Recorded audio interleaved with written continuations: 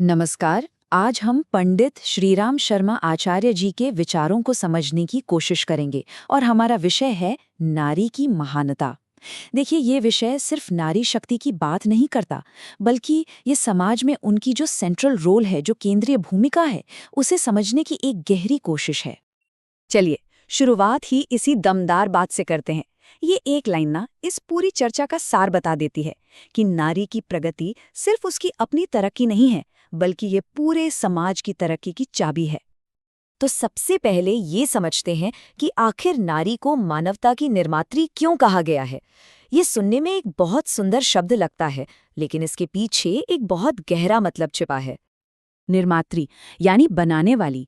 देखिए, पिता का योगदान तो जरूरी है, लेकिन माँ ही वो है जो अपने खून से, अपने रक्त से बच्चे के शरीर को बनाती है।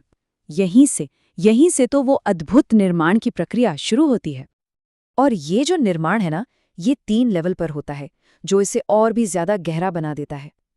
पहला तो है शारीरिक बनावट, जो माँ के रक्त से होती है। दूसरा है मानसिक विकास, मतलब बच्चे की सोच पर माँ के विचारों का असर पड़ता है।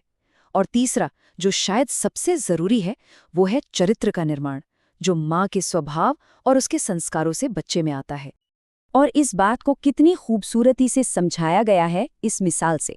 सोचिए, एक बंजर जमीन कभी फल फूल वाला पेड़ नहीं दे सकती। ठीक उसी तरह अगर हम एक बेहतर और काबिल पीढ़ी चाहते हैं, तो हमें उसकी नींव को मजबूत करना होगा, यानी नारी को हर तरह से शारीरिक, मानसिक और सामाजिक तौर पर विकसित और मजबूत बनाना होगा। तो अगर नारी की भूमिका इतनी फंडामेंटल है, इतनी जरूरी है, तो फिर होता क्या है जब समाज इस बात को नजरअंदाज कर देता है? चलिए, हमारे अगले हिस्से में इसी पर एक नजर डालते हैं। यहाँ पर समाज को एक रथ की तरह देखा गया है, जिसके 2 पहिए हैं, एक पुरुष और दूसरी नारी। ये एक बहुत ही सीधी सादी लेकिन बहुत गहरी मिसाल है। अब जरा सोचिए कि अगर इस रथ का एक पहिया छोटा हो और दूसरा बड़ा, तो क्या होगा? जाहिर सी बात है, वो रथ सीधा चल ही नहीं पाएगा। वो लड़खड़ाएगा, उसकी रफ्तार धीमी पड़ जाएगी और वो अपनी मंजिल तक कभी नहीं पहुंच पाएगा। बस यही हाल उस समाज का होता है जहां औरत और मर्द के बीच असमानता होती है। और ये असंतुलन आता कहाँ से है? हमारे समाज में कई ऐसी रुकावटें हैं जो इसे पैदा करती हैं, जैसे दहेज प्रथा, जो एक सामाजिक कलंक है, विधवाओं का अपमान, पढ़ाई लिखाई की कमी और आर्थिक रूप से दूसरों पर निर्भर रहना। ये सब वो बेड़ियां हैं जो रथ के एक पहिए को छोटा और कमजोर बना देती हैं, और इसका असर पूरे समाज की प्रगति पर पड़ता है। तो सवाल उठता है कि इस गहरे असंतुलन का हल क्या है? इसका जवाब है सच्ची शिक्षा में। लेकिन यहाँ एक बहुत जरूरी बात है, हर शिक्षा एक जैसी नहीं होती। यहाँ ना 2 अलग-अलग तरह की शिक्षा की बात हो रही है। एक तरफ है वो खोखली शिक्षा, जो सिर्फ फैशन, फिजूल खर्ची और अपनी जिम्मेदारियों से भागना सिखाती है। और वहीं दूसरी तरफ है सच्ची शिक्षा, जो हमें खुद के अंदर झांकने, सही और गलत में फर्क करने और अपनी जिंदगी के मकसद और कर्तव्य को समझने की ताकत देती है। चलिए, अब थोड़ा इतिहास में चलते हैं और एक बहुत ही दिलचस्प मिसाल देखते हैं। महाभारत में द्रौपदी और सत्यभामा के बीच हुई बातचीत नारी धर्म और व्यवहार का एक बेमिसाल उदाहरण है।